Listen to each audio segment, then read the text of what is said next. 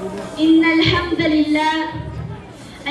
لله الذي نحمده ونستعينه ونستغفره ونعوذ بالله من شرور أنفسنا ومن سيئات أعمالنا ومن يهده الله فلا مضل له ومن يضلل فلا هادي له أشهد أن لا إله إلا الله وحده لا شريك له وأشهد أن محمدا عبده ورسوله اللهم صل وسلم على وبارك على سيدنا محمد وعلى آله وصحبه أجمعين أما بعد السلام عليكم ورحمة الله تعالى وبركاته.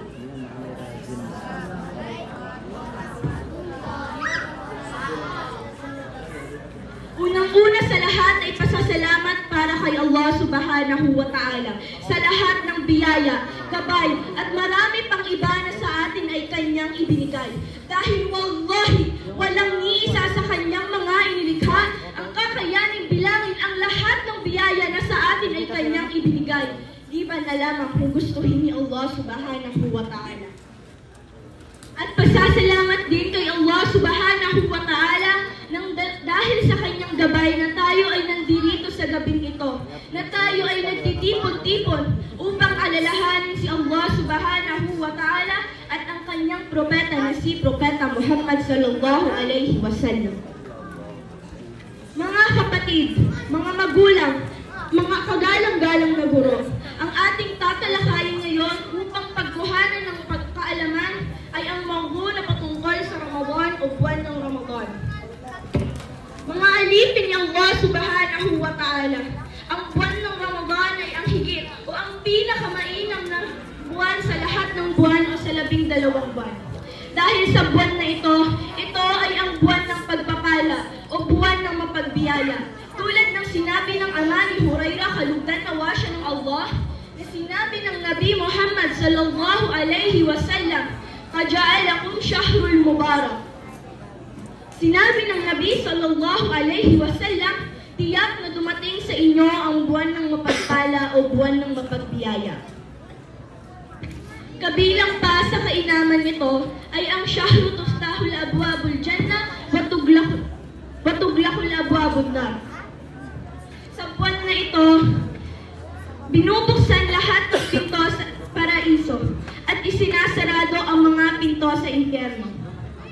Ayon sa isa pang hadith ng Nabi Muhammad sallallahu alaihi wasallam, "Idza jaa Ramadan futihat abwabul jannah wa tughliqat abwabun nar wa suffidatis syayatin."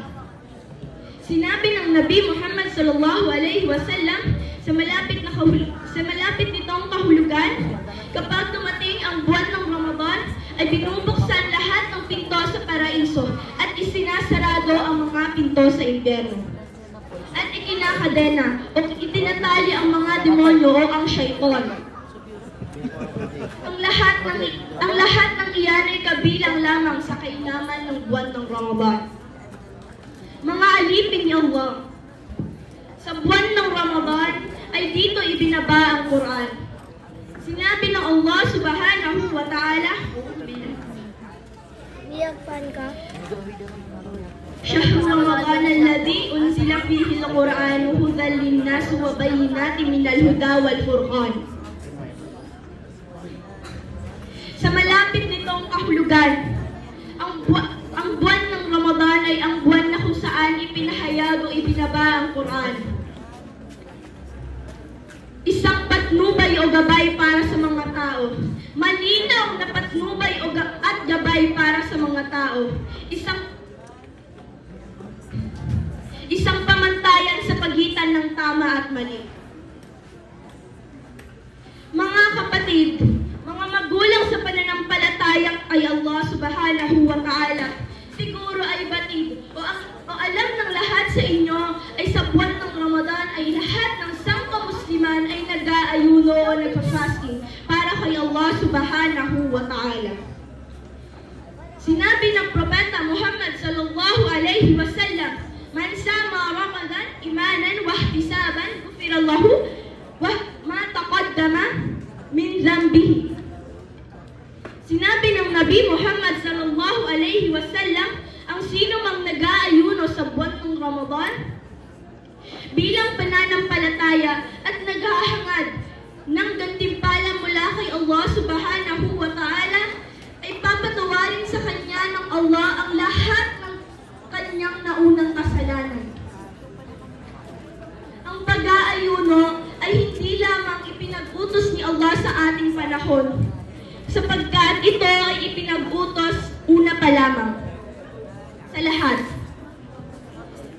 Sinabi ng Allah subhanahu wa ta'ala, Ya ayyuhalladhina amanu kutiba alaykumus siyam kama kutiba alal ladhi min qablikum ka'allakum tattaqun. Kanyang sasabihin, ako ay nag-aayuno.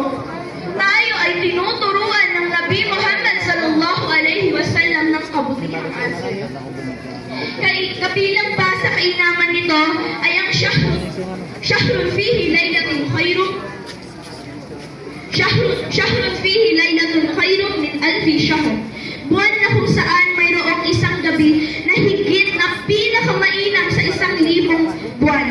Sinabi ng Allah subhanahu wa ta'ala, Laylatul Qadri khairun min alfi shahr.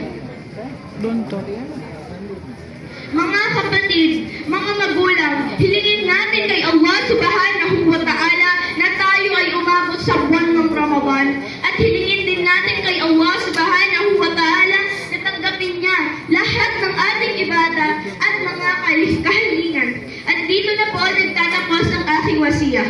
Faqat, ismi Amira Jannah Sorry min Firqati Ibn Uthaymin, wabillahi tawfiq wal hidayah. Fassalamu alaikum wa rahmatullahi ta'ala wa barakatuh.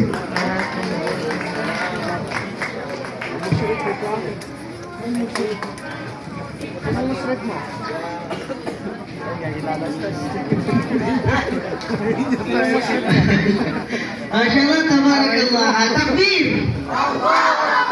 MasyaAllah, so, kala hindi ako nakinig. Ramadan. Okay, so MasyaAllah, so, na-advance sa atin ang buwan ng Ramadan. Malapit na ang buwan ng Ramadan. Sana lahat tayo paabutin ng Allah subhanahu wa ta'ala. Amin! Amin.